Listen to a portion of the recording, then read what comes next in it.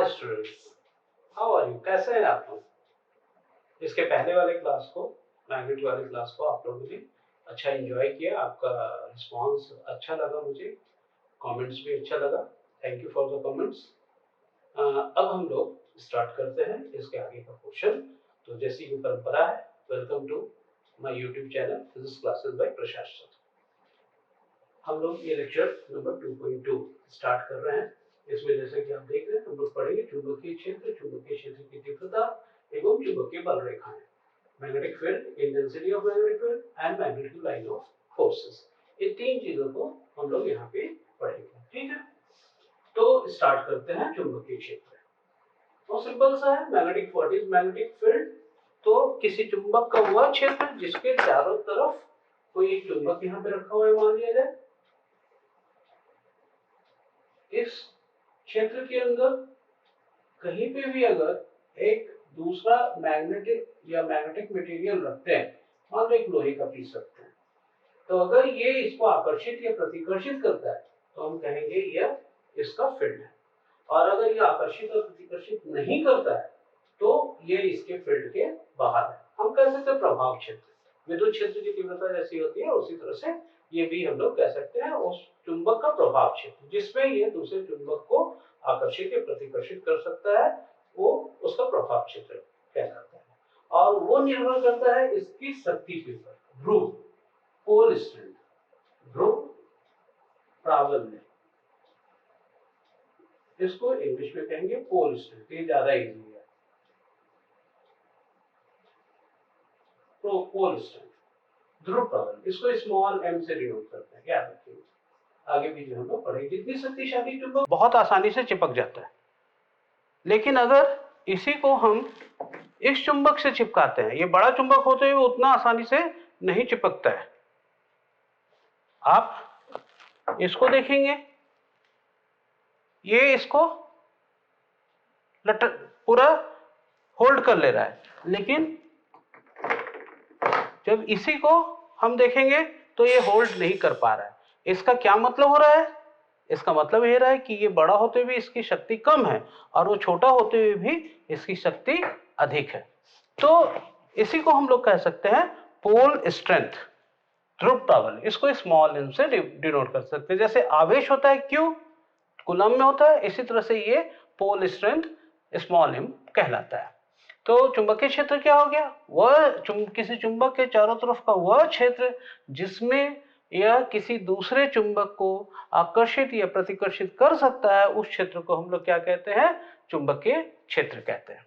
और थोड़े से प्रतियोगी परीक्षाओं के बच्चों के लिए जो है मैं एक चीज बताना चाहूंगा कि अगर जो है ऐसा एक क्षेत्र है, एक सिंगल ध्रुव है, मान लिया जाए, सिंगल ध्रुव होता नहीं है लेकिन सिंगल ध्रुव है और इसका पोल स्ट्रेंथ m है, इससे r दूरी पर या d दूरी पर तीव्रता कितनी होगी? तो चुंबकीय क्षेत्र की तीव्रता को याद रखेंगे, b से डिनोट किया जाता है और सदिश राशि है।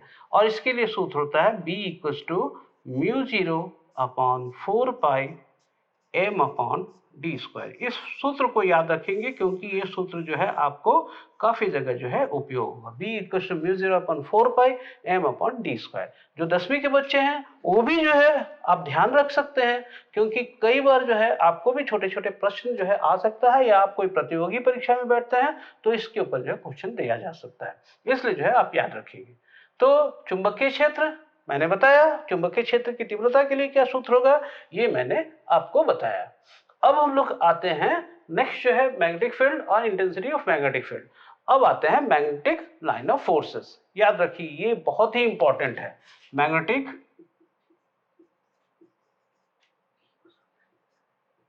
लाइन ऑफ,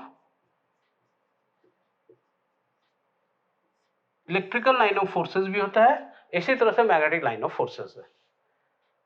क्योंकि ये सबसे पहले जान लीजिए ये कोई वास्तविक लाइन नहीं है, कोई वास्तविक जो है ऐसा किसी चुंबक से कोई लाइन या रेखा नहीं निकलती है, याद रखिए। लेकिन इसको हम परिभाषित कैसे करेंगे? तो याद रखेंगे क्या हम परिभाषा देंगे? किसी एकांक चुंबकीय क्षेत्र के कारण या किसी चुंबकीय क्षेत्र में, नॉर्थ साउथ मैग्नेट है, किसी चुंबकीय क्षेत्र में एकांक उत्तर ध्रुव जिस पथ पर गति करता है उस पथ को हम लोग क्या कहते हैं? चुंबकीय बल रेखा कहते हैं। मैं लिख दे रहा हूं, किसी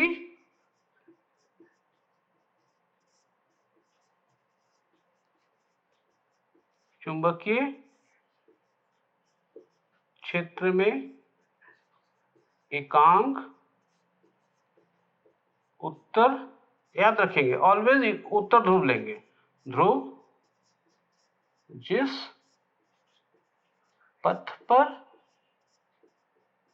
गति करता है उस पथ को चुंबकीय बल रेखा कहते हैं। In an electrical field, unit north pole, in an electrical pole, the path on which unit north pole travel is called magnetic line of forces. क्या हम परिभाषा करेंगे?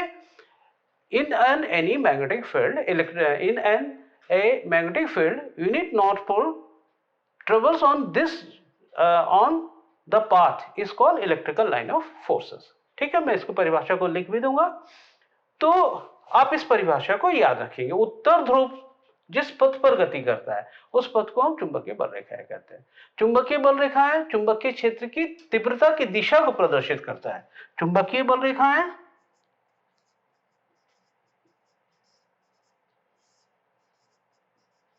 बल रेखाएं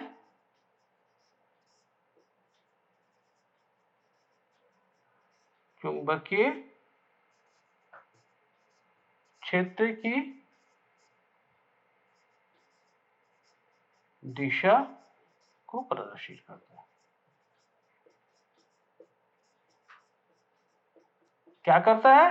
magnetic line of forces it show the direction of magnetic field, intensity of magnetic field, magnetic field का चुंबकीय क्षेत्र की तीव्रता को, दिशा को प्रदर्शित करने वाले को क्या कहेंगे? चुंबकीय बल रेखाएं कहेंगे। ठीक है, तो अब देखेंगे चुंबकीय बल रेखाओं के प्रॉपर्टीज क्या क्या है, गुण क्या क्या है। बहुत इंपॉर्टेंट है ये, कई बार इसके ऊपर कुछ कुछ क्वेश्चंस आते हैं जो आपको याद रखना है। सबसे पहला गुण क्या है? चुंबकीय बल रेखाएं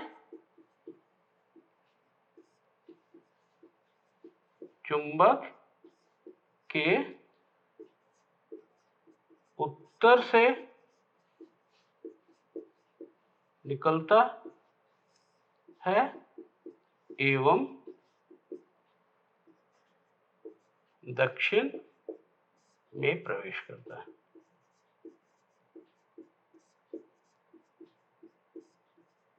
चुंबकीय बल रेखा किधर से निकलता है? नॉर्थ से निकलता है और साउथ में प्रवेश करता है, लेकिन चुंबक के अंदर कहां से जाता है? साउथ से नॉर्थ के डायरेक्शन में।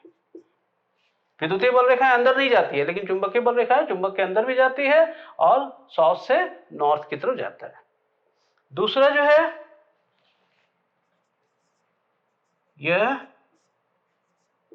कभी भी एक दूसरे को नहीं काटती है।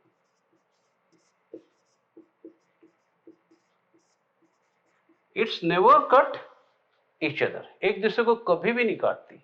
क्यों नहीं काटती? क्योंकि हम लोगों ने इलेक्ट्रिकल फील्ड में भी पढ़ा होगा कि अगर ये काटेगी तो जिस बिंदु पे एक दूसरे को काटेगी उस बिंदु पे दो स्पर्श रेखाएं खींची जा सकती है जो चुंबकीय क्षेत्र की दो दिशाओं को रिप्रेजेंट करेगा, जो कि पॉसिबल नहीं है। If a magnetic line of forces cut each other, then at the point of intersection two tangent can be drawn which represent two direction of magnetic field, which is not possible, so they never intersect each other। दोनों एक दूसरे को कभी भी नहीं काटती। तीसरा जो है आप याद रखेंगे, सघनता, इसका density, magnetic line of forces की डेंसिटी। जिस बिंदु पे चुंबकीय बल रेखाओं की संख्या अधिक होगी वहां पे तीव्रता अधिक होगा, मैग्नेटिक फील्ड अधिक होगा, और जिस बिंदु पे कम होगा वहां पे तीव्रता कम होगा। कहने का मतलब है पोल्स के ऊपर जो है मैग्नेटिक लाइन ऑफ फोर्सेस कम होगा और ये सारे बिंदुओं के ऊपर magnetic line of forces poles के ऊपर मैग्नेटिक लाइन ऑफ फोर्सेस अधिक होगा और ये सारे बिंदुओं के ऊपर मैग्नेटिक लाइन ऑफ फोर्सेस कम होगा। ध्यान देंगे, ठीक है। जहां पे ज्यादा सघन होगा वहां पे magnetic line of forces strong होगा और जहां पे विरल होगा वहां पे वीक होगा। चौथा जो है प्रतिकर्षण, repulsion. Magnetic line of forces repel each other. अगर दो मैग्नेटिक लाइन ऑफ फोर्सेस एक साथ ट्रेवल कर रही है तो दोनों एक दूसरे को क्या करेंगे, रिपेल करेंगे, प्रतिकर्षित करेंगे। दोनों एक दूसरे को क्या करेंगे, प्रतिकर्षित करेंगे, सब समय एक दूसरे से दूर जाने का प्रयास करेंगे। क्यों? क्योंकि ये भी एक नॉर्थ पोल को रिप्रेजेंट कर रहा है, ये भी एक नॉर्थ पोल को रिप्रेजेंट करेगा, तो क्या होगा, एक दूसरे से दूर जाने का प्रयास करेंगे, याद रखेंगे। फिर पांचवा जो है, यह सदैव बंद वक्र बनाता है।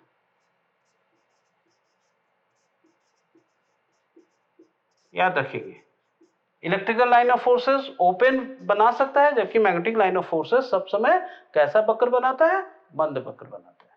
तो ये सब कुछ प्रॉपर्टीज है, आपको बुक्स में भी मिल जाएगा और बहुत आसानी से इसको पढ़ सकते हो, इजी है। आप मैं इस को ज्यादा लंबा नहीं कर रहा हूँ, शॉर्ट ही रख रहा हूँ जिससे आपको जल्दी जल्दी कर सके। ज्यादा लंबा वीडियो होने से भी आपको थोड़ा से परेशानी होती है।